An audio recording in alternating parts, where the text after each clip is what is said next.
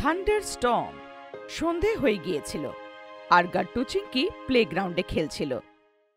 তখনই হঠাৎ করে ওরা দেখল যে আকাশে কালো মেঘ ছেয়ে আছে, চারিদিকে অন্ধকার হয়ে গেছিল। তারপর মা বাড়ির থেকে বেরোলো। চিংকি, তাড়াতাড়ি ঘরে ঢোকো, আমার মনে হয় ঝড় আসছে। গাট্টু আর চিংকি মার কথা শুনে দৌড়ে মার কাছে চলে যায়। এখন মা, গাট্টু আর চিংকি তিনজনে ঘরের গেটের কাছে দাঁড়িয়ে আকাশে দেখছিল। তখনই ওখানে জোরে জোরে বৃষ্টি হতে শুরু করে।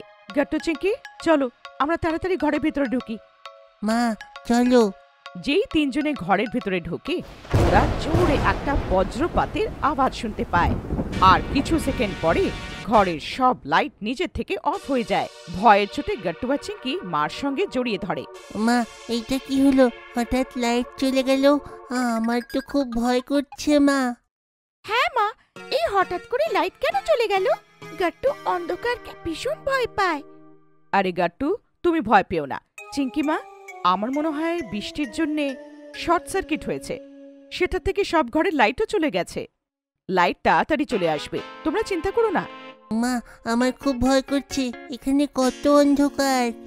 মা, আমরা মোমবাতি জ্বালাই, তার থেকে একটু আলো হয়ে যাবে আর গাট্টু ভয়ও পাবে না।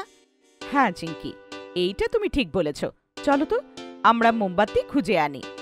মা নিজের ফোনের টর্চটা জ্বালায় আর গাট্টু চিংকিকে লিভিং রুমে বসিয়ে বেডরুমে ক্যান্ডেলস আনতে চলে যায়। গাট্টু চিংকি, দেখো আমি ক্যান্ডেলস এনেছি, চলো এবার আমরা এটাকে পুরো লিভিং রুমে লাগিয়ে দেব, যার থেকে এখানে আলো হয়ে যাবে। গাট্টু আর চিংকি মার সাথে ক্যান্ডেলস লাগানো সাহায্য করে। তখনই জোরে বিদ্যুৎ চমকায়, সবাই ভয় পেয়ে যায়। তখনই কেউ দরজার কড়া নাড়ায়। আরে চিংকি, এই খারাপ আবহাওয়াতে কে আসলো? আবার কোনো ভূত নয় তো? আরে গাট্টু, তুমি এই সব কথা বলে আমাদেরকে কেন ভয় পাড়াচ্ছ? নিশ্চয়ই অন্য কেউ এসেছে। বাচ্চারা, ভূত বলে কিছু হয় না। আমি এখন দরজা খুলছি আর দেখি কে এসেছে। এখন আপনারাও আমাদের প্রিয় খেলনা অর্ডার করতে পারেন www.puntunkids.com থেকে। Link is in the description. মা যেই দরজা খুলে একটু পেছনে সরে, মা দেখে দরজায় কেউ ভেজা কাপড়ে দাঁড়িয়ে আছে।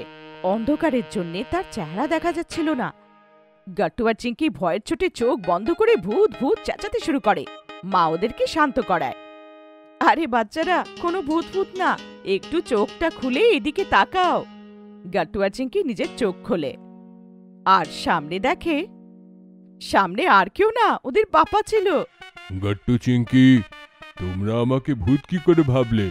হ্যাঁ? মা হাসতে শুরু করে। বাবা, লাইট যাওয়ার কারণে আমরা ভয় পেয়ে গেছিলাম না, আর অন্ধকারে তোমাকে দেখে আরো ভয় পেয়ে গেলাম। হ্যাঁ বাবা, এমনই হয়েছিল, কিন্তু তুমি তো পুরো ভিজে গেছো। তুমি শার্ট চেঞ্জ করে নাও বাবা, নাহলে তুমি অসুস্থ হয়ে যাবে।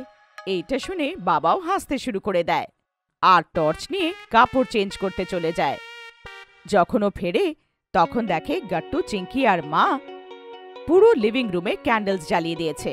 পাশের পোলে ইলেকট্রিক শর্ট সার্কিট হওয়ার কারণেই লাইনটা গেছে, আর তাকে ঠিক হতে 4-5 ঘন্টা সময়ও লাগতে পারে। এইটা শুনে মা একটু চিন্তিত হয়ে যায়। এবার আমি খাবার কি করে বানাবো, আর বাড়ির অন্য সব কাজ কি করে হতে পারবে? আরে চিন্তা করো না, আজকে আমরা তোমাকে সাহায্য করব। এইটা শুনে গাট্টু আর চিংকিও খুব এক্সাইটেড হয়ে যায়। হ্যাঁ মা, আমরা সবাই হেল্প করব। এটা বলে গাট্টু আর চিংকি মার সাথে কিচেনে ক্যান্ডেল লাগানোর সাহায্য করে আর বাবা ভেজিটেবলস কাট করে। যেই কিছুক্ষণে খাবার রেডি হয়, গাট্টু আর চিংকি লিভিং রুমের ডাইনিং টেবিলে এনে রেখে দেয়। তখনই হঠাৎ করে আবার বজ্রপাত হয় আর গাট্টু চিংকি ভয় পেয়ে যায়। গাট্টু চিংকিকে ভয় পেতে দেখে মা আর বাবা চিন্তায় পড়ে যায়। তখনই বাবা একটা আইডিয়া পায়। খাবার খাওয়ার সময় তুমি কি কোনো স্টোরি শুনতে চাও নাকি? কেমন স্টোরি বাবা?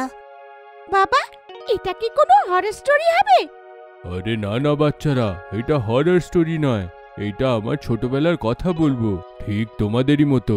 বাবা, আমরা যখন ছোট ছিলাম সেখানের স্টোরি কি?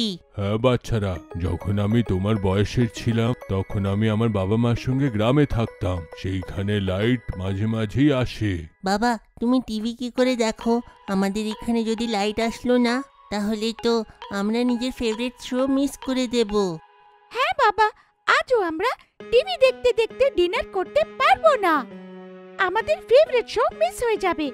আরে বাচ্চারা, তখনকার সময় অনেক বাড়িতে টিভি হতোই না।